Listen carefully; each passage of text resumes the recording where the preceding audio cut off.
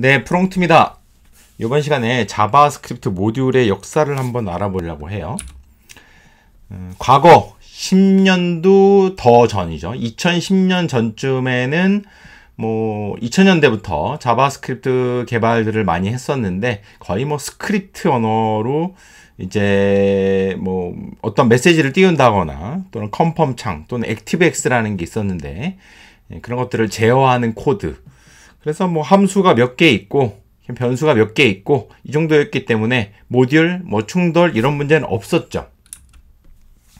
그런데 서서히 2010년쯤 되면서 캘린더, 지도, 가계부, 웹드라이버와 같은 이제 복잡한 웹 어플리케이션, 우리가 웹앱이라고 표현을 하는데 그런 것들이 생겼는데 전역 변수가 어느 사이트는 500개? 이렇게까지 늘어나게 된 것이죠. 굉장히 많이 늘어났죠. 아주 장기 집권 라이브러리, jQuery가 쓰는 이름과도 이렇게 유명한 라이브러리들과도 이름과 충돌이 나는 경우도 있었죠. 그래서 어떻게 복잡한 관계를 줄일까? 야, 이거 파일들이 많은데 충돌도 안 나면서 모듈로 나눌 수 있지 않을까? 해서 어떻게 가능하지 않을까 고민들을 많이 했습니다. 실제로 이때는 복잡한 어플리케이션을 만들 때 개발자들이 1명이 아니고 2명, 3명이서 같은 어플리케이션을 만들었으니 얼마나 충돌이 많이 났었을까요? 그래서 야, 이거 자바스크립트 모듈이 뭐가 있어? 클래스? 그래 자바스크립트는 객체 지향 언어라기도 좀 그렇잖아. 클래스도 없고. 근데 객체는 있잖아 라고 생각을 했습니다. 그래서 그래, 객체로 해보자.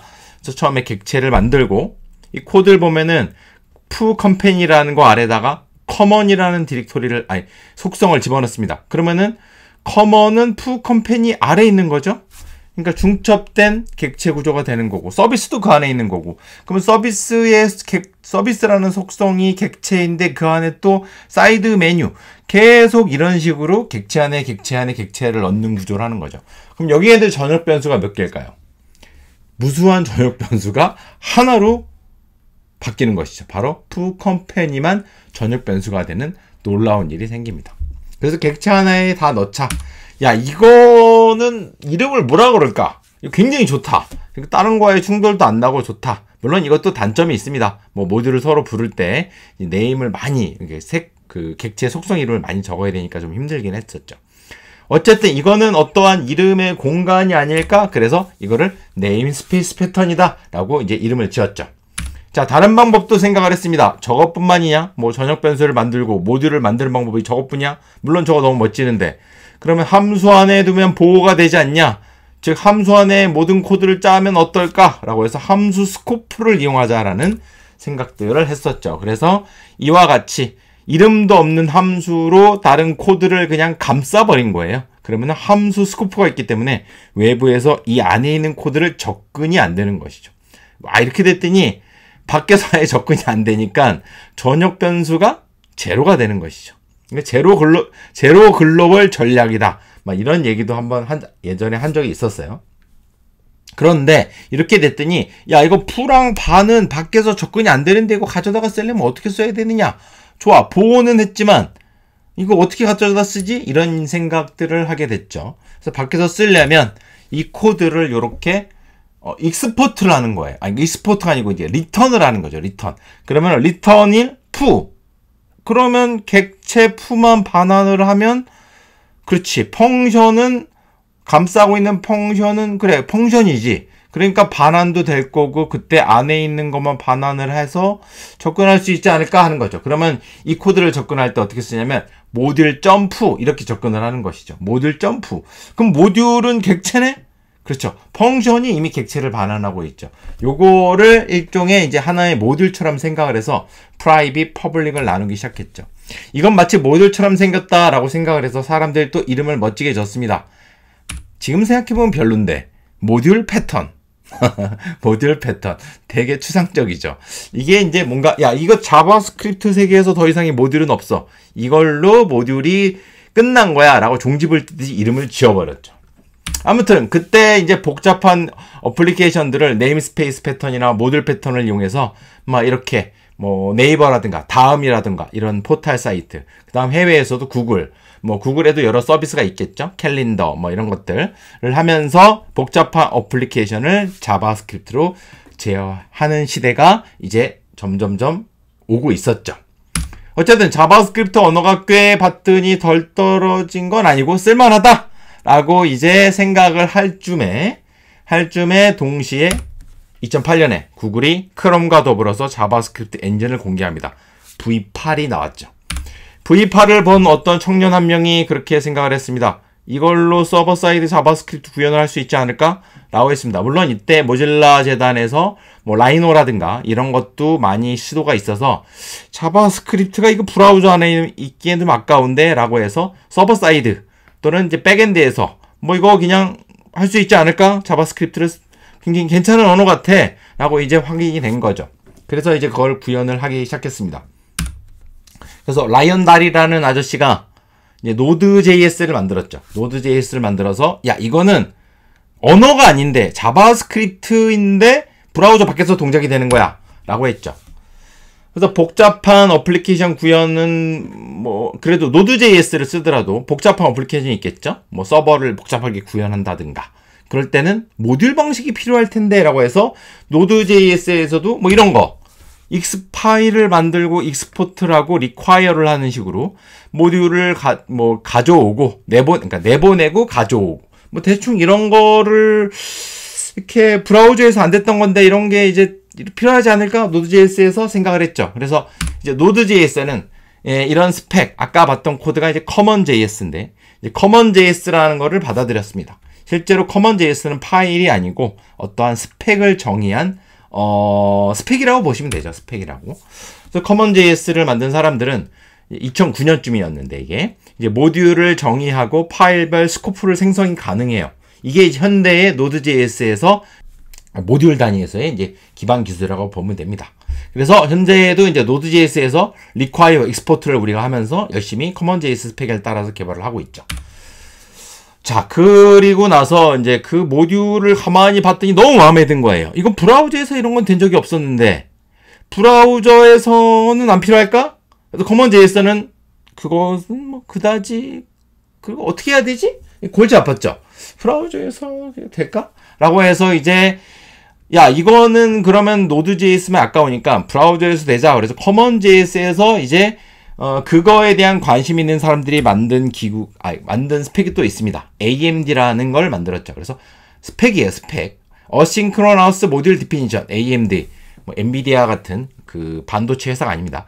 모듈 디피니션이라고 이제 정의를 했죠. 그래서 거기서는 이 모듈들을 받아야 되는데 이거 뭐 병렬적으로 비동기적으로 이렇게 받아가지고 블러킹하지 않는 방법을 할 수 있지 않을까? 라고 했습니다. 그래서 뭐 그거를 어떻게 구현할까 고민했는데 스크립트 src를 이제 동적으로 HTML 태그에 넣는 방법이 있거든요. 뭐 결국 그런 걸로 해야 되지 않을까? 그런 생각들을 좁히고 있었죠. 그래서 AMD의 스펙을 보면 뭐 export나 require 같은 걸 쓰기도 했지만 실제로 define이라는 함수처럼 약간 다른 부분도 있었어요. 첫 번째 알파라고 된 부분이 이제 이 모듈을 정의하는 것이고 이거는 의존되고 있는 외부 라이브러리를 얘기하는 거예요. require, export, beta 뭐 이런 것들을 얘기하는 거고 그게 이제 모두 다 로딩이 됐을 때 동작하는 코드가 콜백 함수로 존재하게 되는 것이죠. 그래서 약간 common.js랑 좀 다르지만 이런 스펙으로 동작하면 좋겠다라고 해서 AMD를 이제 실제로 구현한 라이브러리가 등장하기 시작했습니다. 뭐야? common.js와 비슷한 게 AMD가 있는데 이거를 브라우저에서 동작할 수 있는 게 있대. require.js가 나왔어요. 이게 require.js가 이제 실제 구현된 라이브러리인데 이거를 쓰기 시작했죠. 이게 이제 2010년 이후 2012, 13, 14년쯤 대략이에요. 네, 정확한 건 아닙니다. 그쯤에 가져다가 썼습니다. 사실 그 시점에는 춘추 전국 시대였는데 뭐냐면은 싱글 페이지 어플리케이션들이 등장하면서 백번 무슨 뭐 너가웃, 뭐 앵귤러 뭐 이런 것들이 나올 때였어요. 그때 실제 인기가 많았던 백번.js도 require.js를 써서 모듈을 만드는 방법들 좀 작으네요. 들을 정의하면서 이제 구현을 하기 시작했죠. 이때 굉장히 인기가 많았습니다. require.js 즉 AMD를 따르는 이제 그 스펙들이 이제 인기가 많았죠. 이제 common.js는 가만히 보니까 쟤들 봐라 브라우저에서도 AMD를 쓰고 있네. 우리는 노드.js에서 이미 반영이 돼 있는데 우리는 브라우저에서 못 쓰나? 그래서 또 그거를 쓸 수 있게 해줄게 라고 해서 브라우저 리파이라는 라이브러리를 만든 사람이 등장했습니다. 야, 니네가 common.js로 export require 노드에서처럼 똑같이 개발해라. 우리는 그거를 브라우저에서 동작하게 해줄게. 대신에 브라우저는 지원이 안 되니 우리가 번들링을 해줄게. 즉 번들이 뭐냐? 최종적인 의존성을 파악해서 하나의 파일로 만드는 것이죠. 그래서 최종 번들 파일이 스크립트 src에 이렇게 존재하게 되는 것이죠. 그쯤에 이제 이 CMA 스크립트가 이제 자바스크립트를 만드는 표준 기구죠. 이거 봤더니 이거 봐라. 왜 이렇게 시끄럽냐. 니네들 뭐하고 있는 거니? 모듈은 우리가 정의를 해보겠다라고 해서 이 CMA 스크립트 이름을 딱 갖다 붙인 ES 모듈을 만들기 시작했습니다. ES 모듈은 우리가 여러분들이 프론트엔드 개발자라면 잘 아실 텐데 익스포트, 임포트로 이렇게 나눠가지고 만들고 있었죠. 이거는 봤더니 이거를 객체적 언어에서랑 뭐 많이 봤던 문법이네. 친숙해. 일단 친숙하죠. 이거 마음에 든다? 사람들이 굉장히 좋아했습니다. 그런데 실제 개발자 입장은 어떤가요? 혼돈의 시대가 시작됐습니다. 커먼JS에서 ESM, ECMA 스크립트 모듈을 약 ESM이라고 줄여서 얘기해요. 못 가져온다는 문제가 있는 거죠. 그러면은 커먼JS를 만든 건데 ESM 모듈을 누가 만들어서 라이브러리를 배포하면 가져다 쓰기가 어렵구나 라는 생각이 들고, 그러면 ESM을 했는데 커먼JS를 만든 것들을 가져올 수 있을까? 뭐 변경이 조금 필요한데 가져올 수 있대요. 뭐 그렇게 해서 이제 이런 문제가 현재도 존재하긴 해요. 이런 문제, 특히 Node.js에서도 이제 이런 고민들이 많이 들고 있었죠. 그래서 Node.js는 커먼JS가 사실상의 표준처럼 당연히 받아들여서 쓰고 있는데, 이게 뭐 커먼JS도 문제가 별로 없다라고 생각을 하면서 쓰고 있죠. 그런데 뭐 누구 얘기하죠. 야, 니네 뭐 그 라이브 바인딩이 지원되지 않고 뭐 그 상호 참조 시 문제가 되지 않니? 그러니까는 뭐 모듈 A가 B를 참조하는데 B는 A를 참조하는데 그게 반영이 결국 안 되고 그러지 않을까? 뭐 그런 문제들이 약간 제기되고 있긴 했었어요. 자, 그럼 이 ESM 프로젝트 환경으로 개발을 그럼 해보자. Node.js에서. 이게 되나? 될까? 그래서 내가 사용하는 모듈이 다 ESM을 지원하나? 뭐 예를 들어서 내가 서버에서 뭐 지원되는 어떤 뭐 모듈이 있는데 이게 ESM 환경에서도 잘 동작할까? 이제 이런 고민들이 이제 실제 존재하게 되고 있는 것이죠. 현재까지 이어지고 있고. 그런 와중에 어쨌든 Node.js는 이제 ECMA 스크립트, 그러니까 자바스크립트를 만드는 표준 기구가 정하다 보니 이거를 한번 따라보자라고 해서 드디어 ESM을 공식적으로 지원하기 시작했습니다. 그게 2020년 5월이고요. Node.js 버전 17.0부터 지원을 하고 있는 것이죠. 자, 이제 해보자. 그래서 이제 막상 이제 Node.js 하고 있는데, 사실 이제 타입스크립트를 좋아하는 많은 개발자들은 Node.js에서도 타입스크립트를 안 쓸 수가 없죠. 연동을 해봤는데 ESM을 했더니 연동도 복잡하고, 타입스크립트는 트랜스 파일링을 해주거든요. 그러니까 타입스크립트는 비표준이니까 그걸 자바스크립트로 바꿔야 되는데, 바꿨더니 빌드된 결과가 require로 나오는 거야. 커먼JS를 따르는 거죠. 가만히 있어봐. 그렇게 되면은 이거를 할 때 ESM 방식의 모듈 코드를 넣으면은 잘 되나? 뭐 이렇게 우리가 원하던 결과가 안 나오고 근데 복잡해진 거죠. 설정을 어떻게 해야 되지? 그래서 현재까지도 이제 타입스크립트를 쓰는 경우에 특히 더 복잡하긴 한데, Node.js에서 이제 복잡하게 ESM을 적용하는 복잡한 상황을 이제 처해 있고, 물론 커먼JS도 여전히 지원이 되고 있기 때문에 이제 그 부분으로도 많이 서비스가 실제 동작이 되고 있는 것이죠.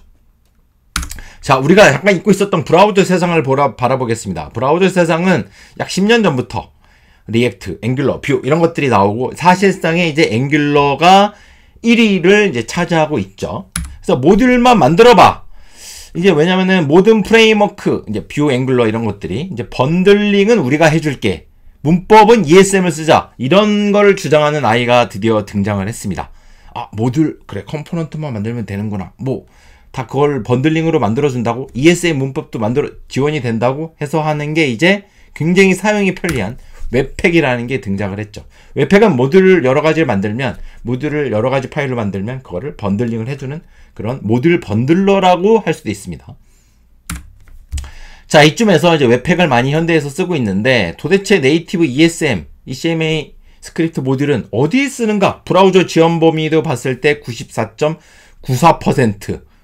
굉장히 높죠. 그러면은 뭐야 이거 다 지원되는 것 같은데 바로 쓰자, 브라우저에서.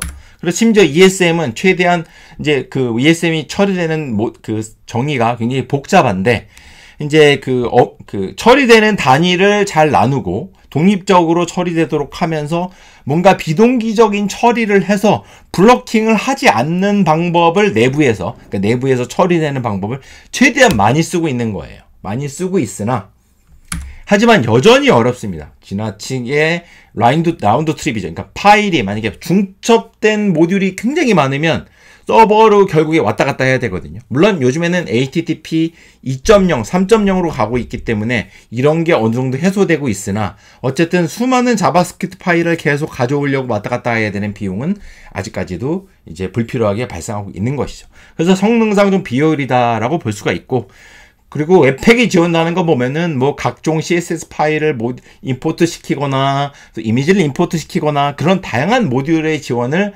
하고 있고 프레임워크와 연동이 너무 잘 되고 있죠. 그러다 보니 ESM을 바로 쓰기에는 좀 어렵죠.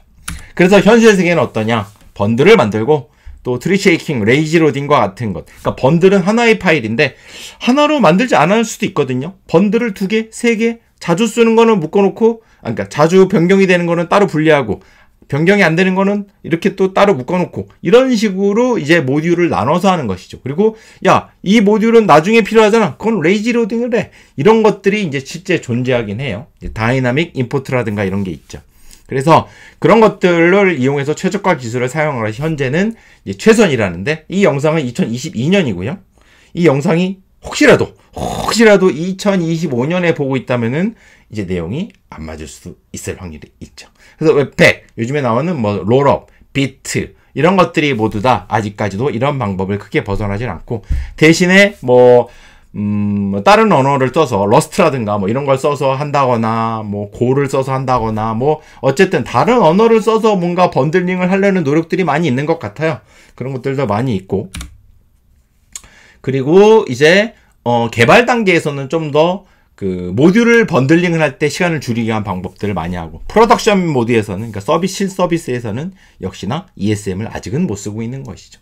오늘은 네임스페이스, 모듈, CommonJS, AMD, ESM, 그 다음에 여러 가지 라이브러리들의 과거의 라이브러리긴 하지만 브라우저 리파이 같은 것들, 뭐 여기 빠졌지만 뭐 걸프, 그런트 이런 것들도 있긴 있었어요.